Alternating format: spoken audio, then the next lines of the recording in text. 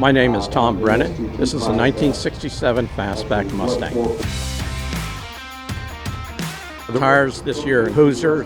The wheels are by Wheelworks 315 18s, 1964 427 high-riser motor, part of Ford's drag pack that they had in the Thunderbolt Fairlanes back in 1964. It has 2.4 Hollies on it. The car turns up to about 6,600 RPM on the straightaways here. Suspension is by Total Control, has front coil-over shocks, a full floating rear end with a locker in it. The lower front apron is fiberglass. Fenders are both fiberglass, and there's fiberglass flares over the rear wheels.